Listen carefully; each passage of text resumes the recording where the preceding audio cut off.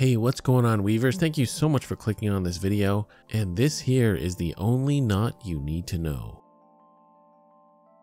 Alright, thanks for watching. No, just kidding, don't go. What I really mean is this is one very useful knot that can translate into 5 other different knots that are very useful in application. That's what we're doing today. Let's get into it. We're going to be starting out with the Marlin spike hitch. So with your working end, put it over top and around your Marlin spike. Bring it back around that original end, go back under the Marlin spike, and now put it through the loop on the other side, going from the top to the bottom. So now you've essentially hitched the piece of paracord to the Marlin spike, or whatever tool you're using, and this allows you to pull on that end of the rope much more easily instead of just wrapping it around your hand. So this is a very useful knot for that purpose. Next, the noose knot. So with that Marlin spike hitch, you're going to loosen that loop, take out your Marlin spike, and now when you simply pull and cinch up that knot, this knot now becomes the noose knot. So you've got a loop on one end that can be constricted around whatever you loop that loop around. So as you can see, when you pull on the standing end, it will close up that loop. Okay, so another very good useful knot for various applications. And whatever this loop is looped around, the more you pull on it, it will only get tighter. So if you need a loop that constricts and gets tighter, this is the type of knot you'll use for that.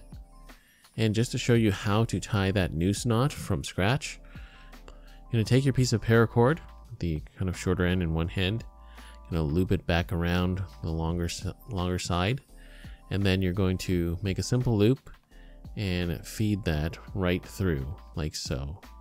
Okay, so that's how you tie a very simple noose knot.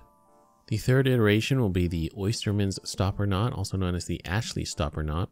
So with the noose knot already tied, I'm going to feed the free end through the eye, like so. And you're just going to pull down on the longer end and cinch up that loop. And you've now created a very stable single strand stopper knot. You can see those 3 strands sort of symmetrically wrapped around the longer end there. And this is a very good single strand stopper knot that can be very easily and quickly tied. For the 4th knot, we're tying the bowline. So we're going to go through the same process of tying that Marlin spike hitch, like so. So at this point, instead of inserting the Marlin spike, what you're going to do with that standing end is feed it through where you would have put the Marlin spike, like so. So it kind of goes over, under, over through that loop.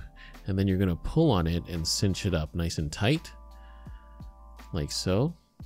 And what this is that it is a loop with a sort of fixed size, okay? So unlike the noose knot, when you pull on it, it does not constrict. So if you need a knot that does not constrict for whatever reason, you can use the bowline. And lastly, for number 5, we're doing the twin bowline bend. So we're going to tie the Marlin spike hitch as usual, like so. And now in place of that Marlin spike, we're going to take another piece of paracord. You're going to feed it through the loop like so, go over, under, over. All right, and then you're going to cinch up that knot and pull it tight. Okay, so this kind of looks like the bowline, except now you've got a second strand in there. So you've got those 2 pieces connected now. And what you're going to do is, now working with the opposite strand, we're going to tie another Marlin spike hitch knot. But again, in this case, it's the twin bowline. So again, do the same thing. However, I did mirror the way in which I tied it, like so. Okay, so you've got your other knot. And now from here, with that shorter end of the blue strand, you're going to put it through, over, under, over, through that knot and cinch it tight. Okay, so I'm just going to pull on it nice and tight, cinch it up. And now both of these strands have been very securely connected. Okay, you can pull on those very tightly, and it's very unlikely that they will come undone. That is a very simple method for joining two cords with a twin bowline bend. Alright, and there we have it. One very simple knot and 5 very different iterations that are very practical in usage.